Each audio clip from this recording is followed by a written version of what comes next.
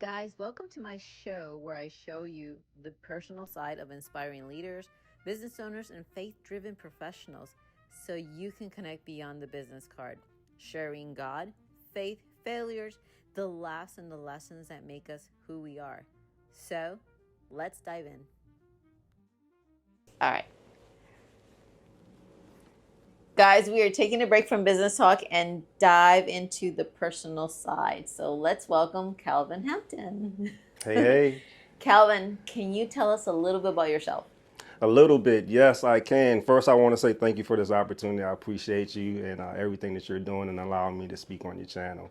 A little bit about myself, Calvin Hampton. I'm 46 years old. I'm a combat veteran. Okay. I served in the Army for 20 years. I joined when I was 17 years old. I retired when I was 37 in 2017. I'm a father of two, single father of two. My hobbies include coaching, flag football, cheering on my daughter. She's a state champion cheerleader out there in the East Valley. Go Nice. Cats. My son, he plays football, so I like coaching. And just doing basic stuff. I'm from Virginia, Richmond, Virginia, small city. I kind of moved out to Arizona in about 5, 6 years ago. I love it out here. I love the atmosphere. There's a lot of things to do. So a guy like me that's super active, I'm just out there and just doing everything that I can, like hiking, playing basketball, giving back to my community. I have my own nonprofit called I Am Because We Are. What I do is I give backpacks to those kids that are, not fortunate, because that's my upbringing, right? Back when I was a youngster, mom didn't have, money for school supplies, so I kind of wanted to pay it forward to help those folks out that were in that same predicament that I was in when I was younger. So that's what I do. That's who I am. Yeah. Nice. So tell me about those 20 years that you served. Yeah, 20 How was years. it? I started out in Fort Campbell, Kentucky, young guy, 17. I kind of wanted to stay near the house, but far away, if that makes sense. My first duty station, I went to aerosol school, rappelled out of some helicopters, got a real great experience over there. A lot of those guys were super gun ho, all for it. If you didn't establish yourself in the beginning, you were kind of one of those guys like, you're a dud. So you had to kind of put your performance at a high level over there. Yeah. You had to compete to get what you wanted. And it was a great experience. Kentucky is on the border of Kentucky and Tennessee. So got a great experience in the South and just loved everything about that organization. I was there for about 3 years. Then I re-enlisted. I went to Germany. I went on my first deployment to Kosovo, where it was pretty much a peacekeeping mission. Like I said, I'm in the field artillery, so our mission primarily was just to kind of provide illumination over the border. So we did that for about 6 months. I returned to Germany, stayed there for about 6 years. Wow. Yeah, then I PCS'd back to Fort Campbell and established myself as a seasoned soldier, what I would think it would be. I already had a little bit of insight on what that duty station kind of entailed, so I was kind of prepared for the long road marches, the running, miles and miles and miles. We would, it's a PT duty station, so it's one of those things you had to be pretty fit. And along with being in artillery, they got us saying if you want to be artillery, you got to be thin. So look at me, smaller Oh, guy, okay. right? Yeah. And then I went on to Fort Sill, Oklahoma, where I became a AIT instructor. That's Advanced Individual Training instructor, where I helped the young up and coming generations of artillerymen. I kind of helped them sharpen their MOS skills and how to pretty much shoot the howitzer, things like that.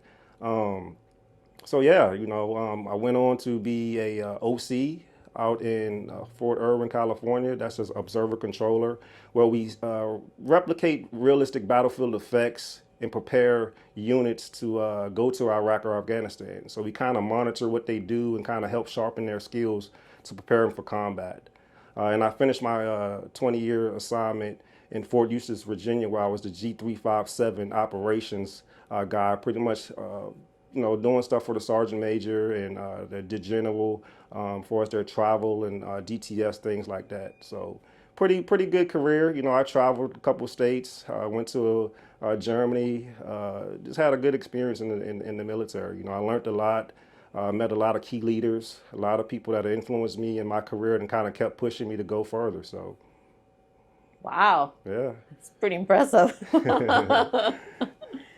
right. Let's move this a little bit. Okay. You ready for the questions? I am. Yeah? Yeah. Okay.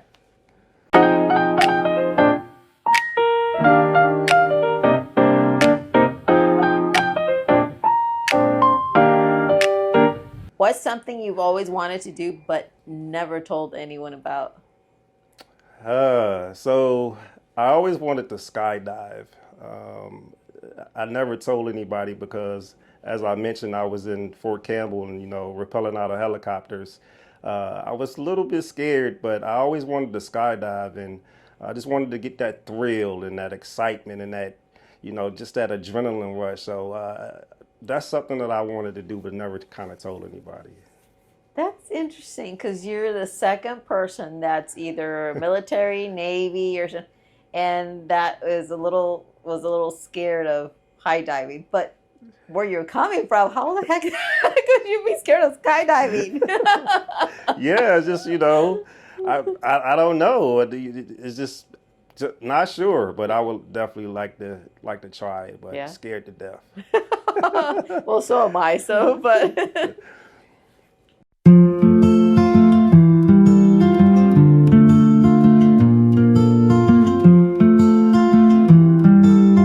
What's a small miracle you've experienced that others might not believe? Wow, small miracle, right? I would say I was by myself in the field in Oklahoma. Now it's dark out. The brush, which is the grass, is a little damp and a little, well, it's dry. I say dry, and I got my freaking Humvee stuck in a ditch, and I was trying to ride that thing back and forth, but my tires kept spinning, and it created some friction. So I smelled something like something's on fire. Let me get out and check. Darn sure, underneath of my vehicle, it was a small fire, right?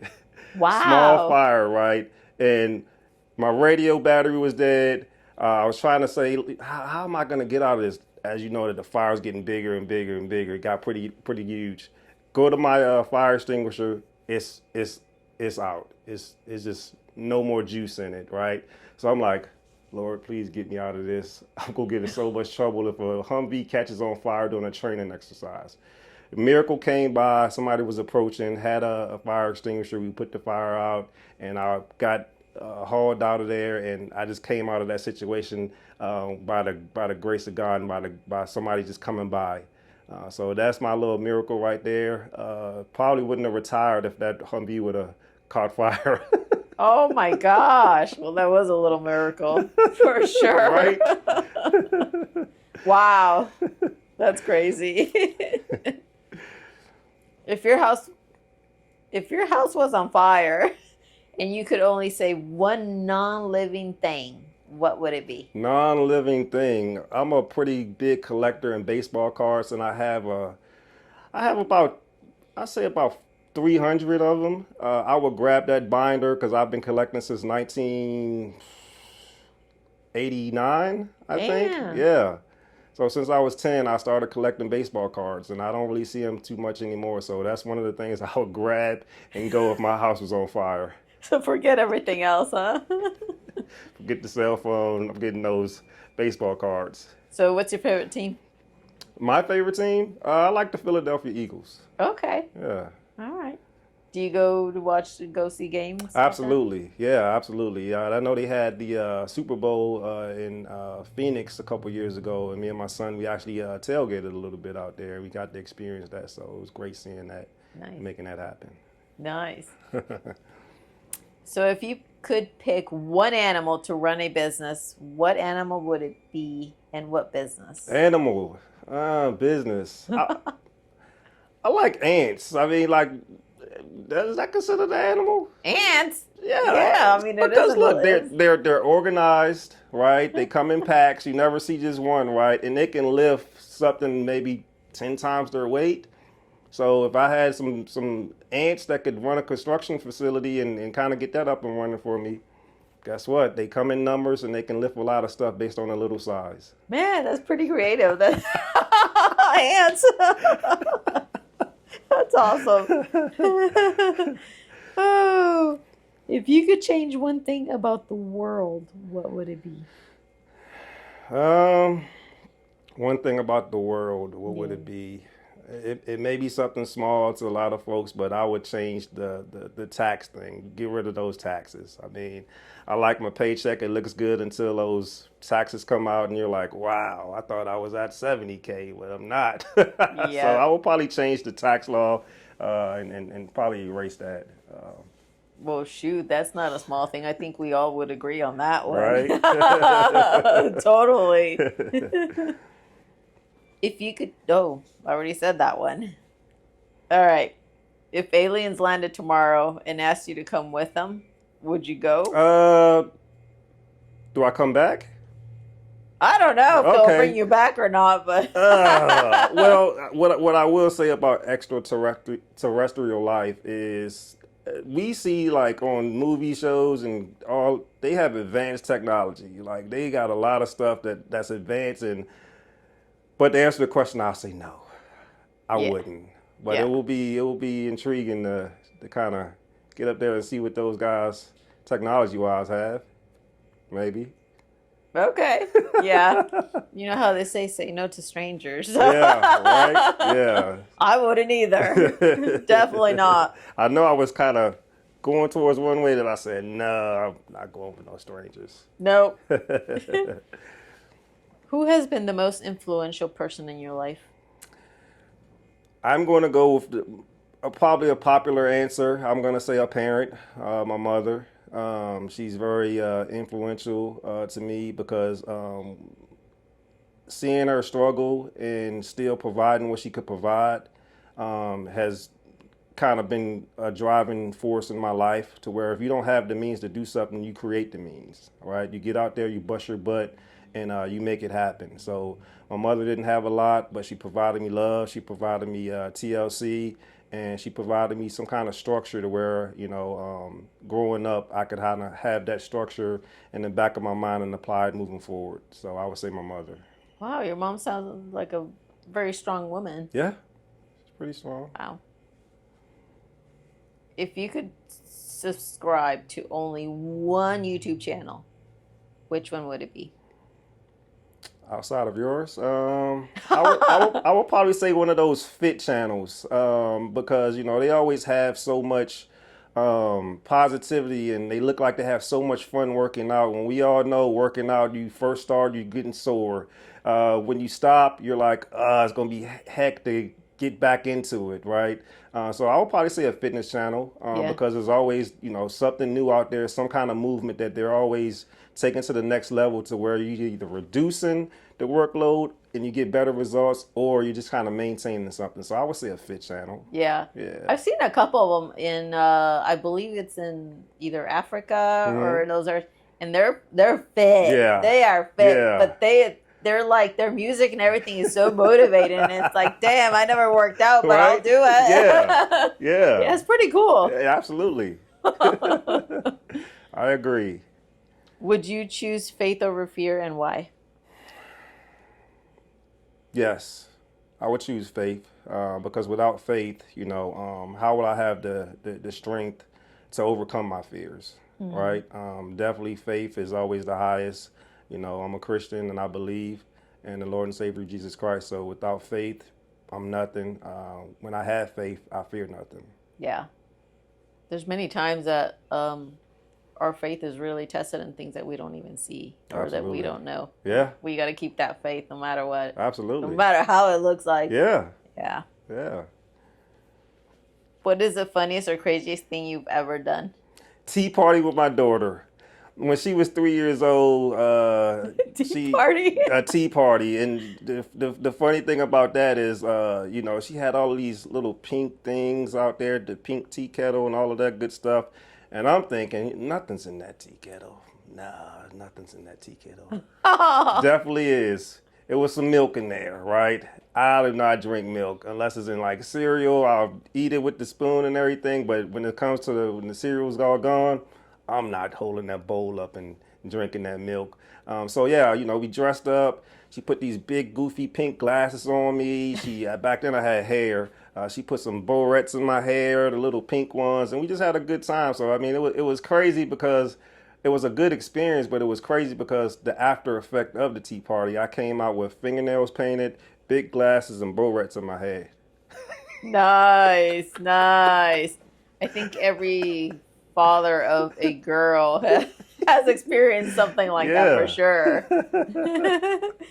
My daughter would make like chocolate. She would try to make chocolate and she would pour soap in it. Oh, So when it was done, she's like, "Here, it's really good. Taste it." She would shove it in your mouth oh like you wow. had no choice but to eat that or taste it with soap, knowing it had lotion or soap in it.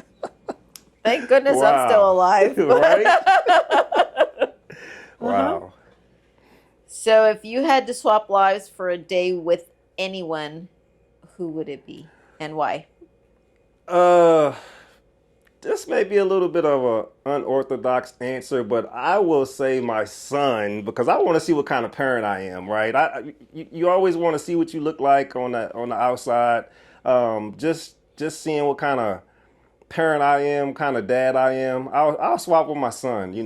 We darn look the same. He's now what 14. We're the same height, about 6 foot. So I would like to swap with him just to kind of see, hey, look, when dad says something, what kind of tone and what kind of parent that I truly am.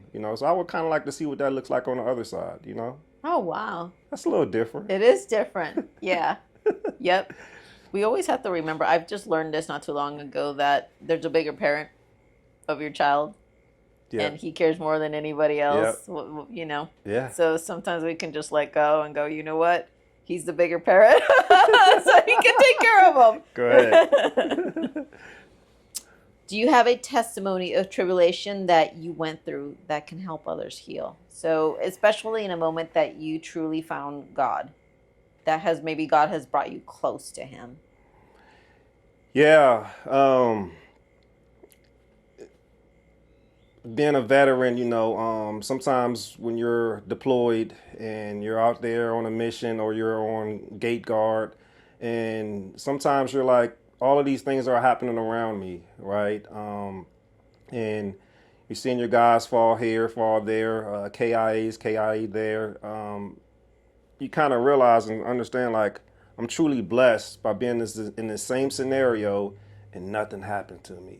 I've been on close to 6 deployments, and thankfully I've been hit by IEDs, and I've had a few scratches and things like that, but I never lost a limb, anything like that. I got all 10 fingers, all 10 toes, and every time before I go on a mission, I would always pray that nothing happened to me or my guys, and I can thankfully say that directly as a leader, I never lost a soldier directly underneath of me.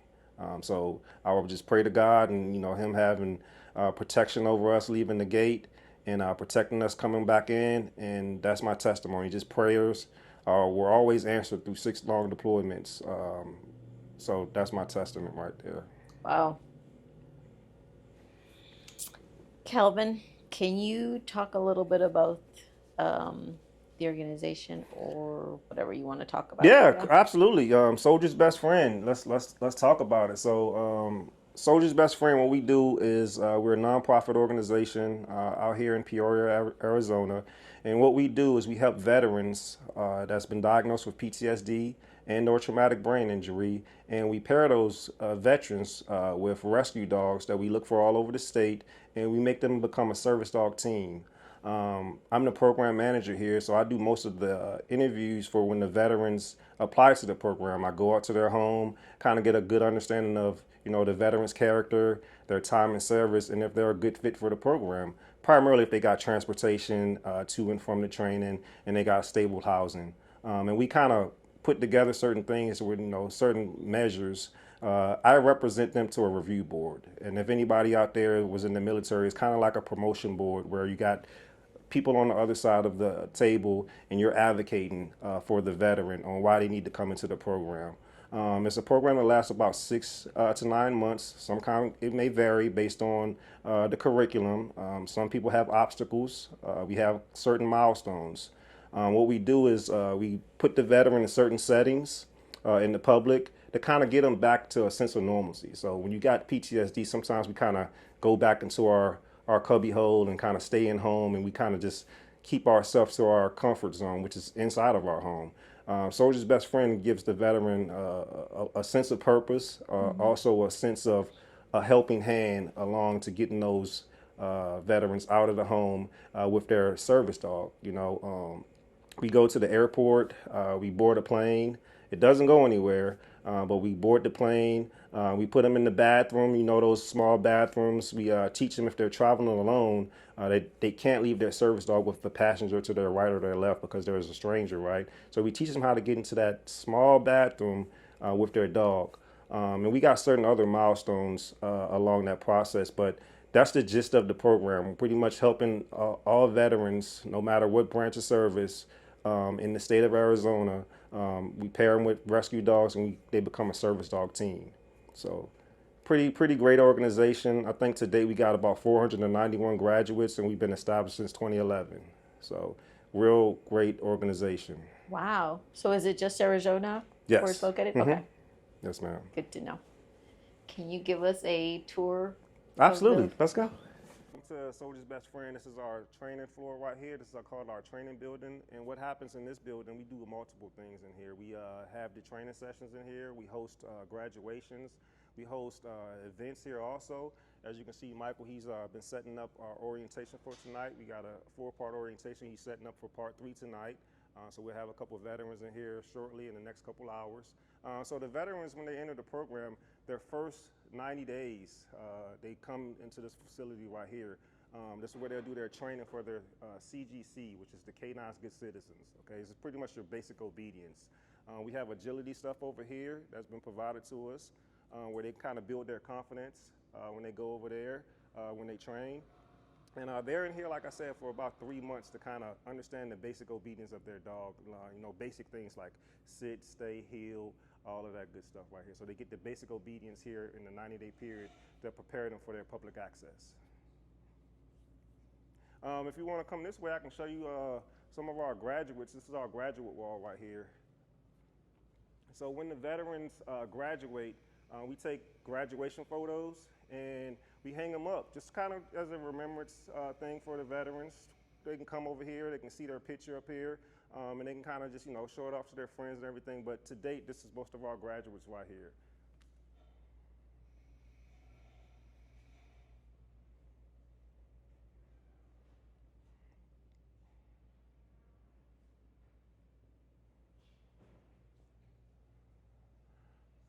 Very proud of this wall right here.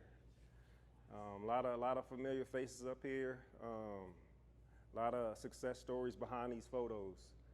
So it's a good reminder of what the staff here at SBF does, and just a great opportunity for when the veterans they see their picture up here. It's this feeling of an accomplishment. Hey, I've completed the program and I've achieved something. So this is a reminder for all of us here at the staff on how much hard work we do and what all of that entails.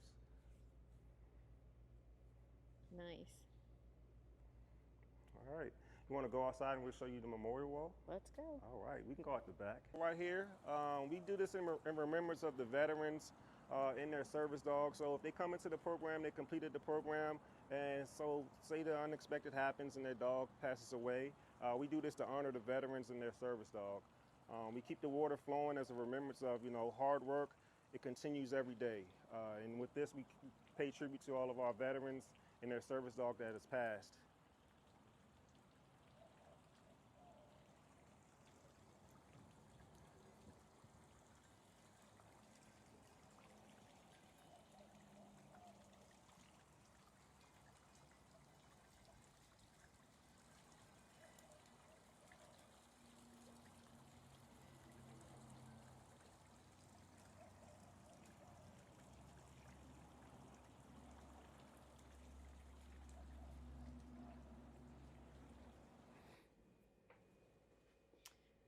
Calvin, thank you so much for spending the time here with me.